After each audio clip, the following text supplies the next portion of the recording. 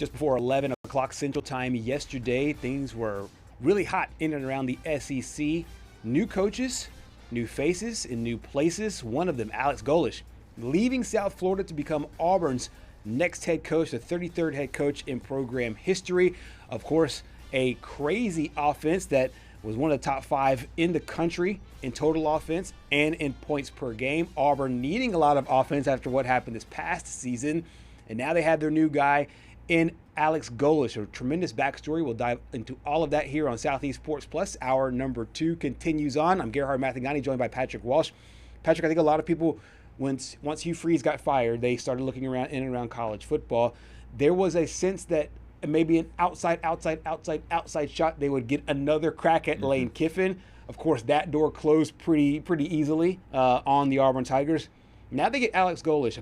Some people might not know a lot about him. Of course, a lot of people heard about him after South Florida beat Florida earlier this year. What do you make of this hire for the Auburn Tigers?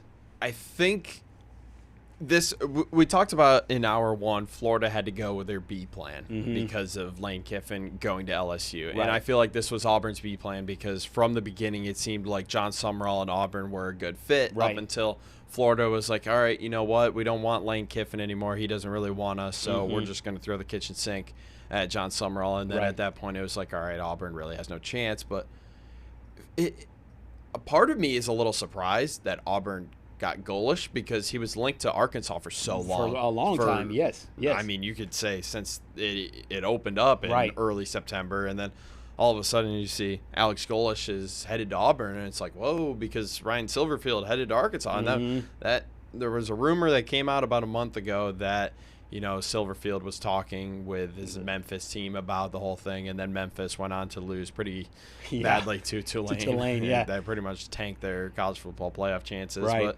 I think this is a good hire for Auburn. We talked, you talked a little bit about how Auburn needed offense bad, and it was just such a problem the entire year. But the defense was so good that once DJ Durkin took over, it was like, you know, it kind of did a 180 there. The offense just came to life, played like how the defense played, to the level of what the defense played before, and then the defense took a little bit of a step back. So I think under Alex Golesh, if he can find the right defensive-minded guy to run that defense, I think Auburn has a good shot at becoming a perennial power again. Yeah, Auburn dead last in the entire conference in overall offense, and in some categories they finished 11th in scoring offense, averaging about 26 points per game, 27 points per game.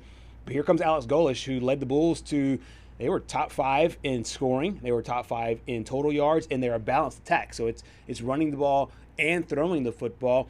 And he took over a program that had won 4 games in the 3 years or the 4 years before it. I think it was 1-11 at one point. So he obviously has a chance to basically rebuild a football team.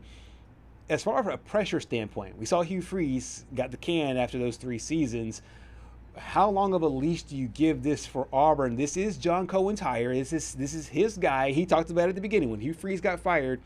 He said, I am the search committee. So it is his guy. So I think he'll have a bit of a longer leash. But what do you think will be his leash there for the Auburn Tigers going into the season? I think it's going to be longer than Hugh Freeze, barring some crazy off-the-field stuff with the whole Hugh Freeze golf scenario thing. And then the one guy gets to call the plays on each down. I don't think Alex Golesh would do that. I mean, you look at his record at USF, and it doesn't really stick out to you being 23-15. But you got to remember, this is a USF team that really was terrible. It was terrible. I mean, you can make that out objectively awful. They were trying to catch up to their counterparts in our East in UCF. Right. After UCF had that crazy run in the 2010s, who, you know, now there really aren't anything in the Big 12. They're trying to catch up. But, I mean, I'll still give UCF a few years. He's 2-0 in bowl games. He went 7-6 in his prior 2 years before this year, leading the Bulls to a 9-3 season. And, I mean, I go back to that Florida game. He's got to win over an SEC opponent. I mean, you could say that he just completely derailed Florida's season. So I think this is a guy you have to give him a little bit of time. You don't have to give him, like, 5 or 6 years. I'd say the leash is probably 4 years. Give give him some time to get his guys in. Yeah. And, it's like you have to flush out the old. I think, in my opinion, what I know from sports is losing culture is a real thing. Yes, for sure. I mean, you can have great players, but they're on a losing team, in a losing culture, and they just don't know what it is to win. You need to get guys in that know how to win, no matter if they're bad or good. Right. And here's the thing. Auburn is going to have a good offense under him. Yes, for sure. It's just you need to get those guys in that know how to win, that want to win, and aren't just complacent with, I'm going to get the ball, but I lose all the time, so I don't really know what it is to win. But as long as I get the ball, then I don't really care. Right, exactly. And so he'll have a chance to be able to turn around that offense. And the interesting thing is what's going to happen at quarterback. Of course, he had a great quarterback there at South Florida. Auburn has, of course, Ashton Daniels coming back because they intentionally held him out of one of the games, the game against Mercer, to be able to preserve his redshirt year. Deuce Knight came in, and Deuce Knight looked sensational. Yeah, I know it was Mercer, but he had 6 touchdowns. He showed you what he could do on the ground. The Bulls have a new quarterback there as well.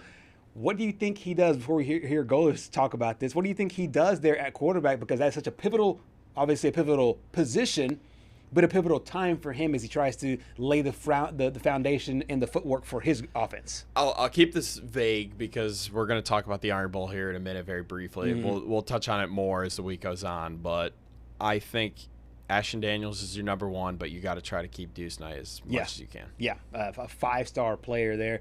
We got a chance to hear from Alex Golesh in his introductory press conference about the quarterback position. I've been in situations, more times than I can even think of, where it went all the way through August. I don't know if you can rush that part of it. I do know this. You want to have the best competition you possibly can in a room.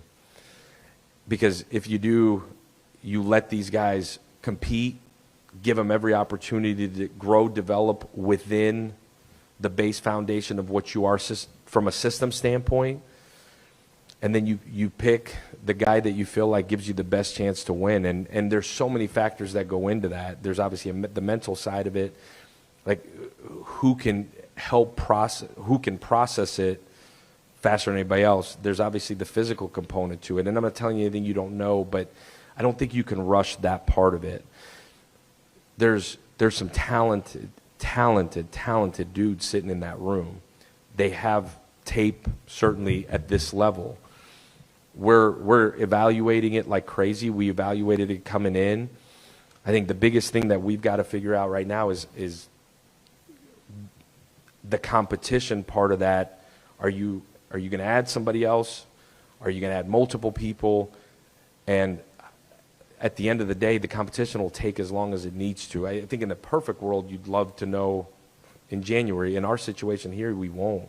And we probably won't till August, I would imagine, unless spring ball carries out in such a fashion that you'll know. So, of course, for Alex Golesh, the answer immediately will be who are his assistant coaches. And I think a lot of people will have keen eyes on DJ Durkin. There was an outside shot that he might be able to retain this job. And I think that if you look at what Durkin's been able to do, both from a recruiting standpoint and what that defense looked like early in the season, I would say the first 9-10 games or so, he looked like to be one of the best defensive coordinators in the entire country. Do you think that they keep him on board after what we saw there in the Iron Bowl and the few games that he was the interim head coach? I think it would be very smart if they were to keep him as the defensive coordinator, because I think I talked about this a few weeks ago after the Vanderbilt game. It just looked like when he was focusing on solely the defense and not having to overlook everything that was going on, that was when he was at his peak. Auburn had a great defense under him when he was just a defensive coordinator. And then the Vanderbilt game came, and it was like, okay, now I have to look at this. Now I have to look at that. Now I have to overlook the entire operation, and I can't spend as much time with my defense anymore when the offense is on the field because I have to oversee the offense as well. Right. So I think he would be a great defensive coordinator. He is a great defensive coordinator. Right. Yeah, he is. And I think Auburn should make every move to retain him on the staff. I don't think he's going to go looking for head coaching opportunities. He had his chance with Maryland. That didn't really work out. Right. Had his chance here. I mean, maybe if he won the Iron Bowl, then you could make the argument that hey, look, I beat Alabama. I derailed their season. I kept them out of the Yeah, playoff. yeah. But unfortunately for Auburn, it just didn't go that way. But I think with Alex Golesh as the head coach and then DJ Durkin as defensive coordinator, that's scary. Hey, yeah, it shows a lot of real promise for this team. You mentioned the Iron Bowl. This was a great opportunity for Auburn to end the season on a high note. Got down 17-0 in that game, clawed their way back. They fought tooth and nail with Alabama. However, a late turnover by their best player ends up sealing the game for Alabama. 27-20 the final. Bama's chances at the college football playoffs seem to be locked in. Of course, there's no guarantees here. Right. But finished the year with a 10-2 record. The Iron Bowl played at night. Nick Saban said it was haunted. We talked about it a lot last week. Did it live up to the expectations of your first Iron Bowl here in the great state of Alabama? Gerhard, I think this was the best game all weekend. Oh, yeah. Like, honestly, bias aside, I mean, you look at all the rivalry games. I mean, the Texas game was kind of a dud. Yeah. The Egg Bowl was over in the first quarter. Yep. Vanderbilt just stomped all over Tennessee. Yeah. Of all the rivalry games. And then the game was also a dud because, yes. Ohio State just ran all over him. The fact that Auburn was able to crawl their way back, going down early and making it a game, you could make the argument that Alabama, and I hate saying this. I don't know why I am saying this because I hate saying this.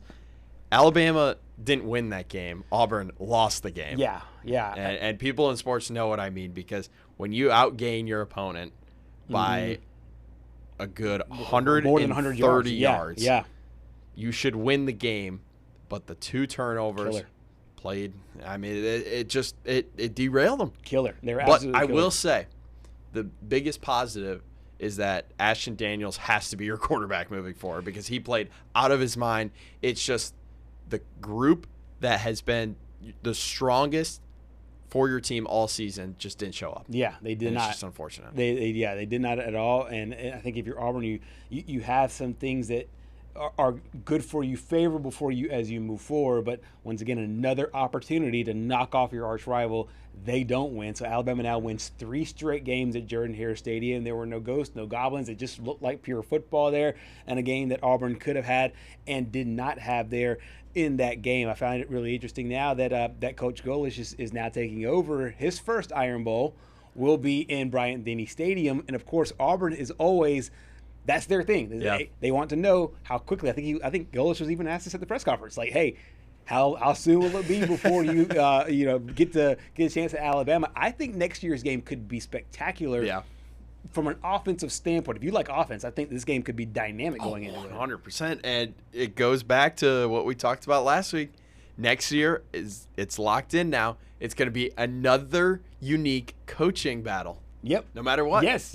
Yeah. No matter who's in. Who's the coach? I think it'll be year number 8, and that coaching matchup will be DeBoer and Coach Alex Golesh, and I cannot wait for that. When you talked about the other games in and around the SEC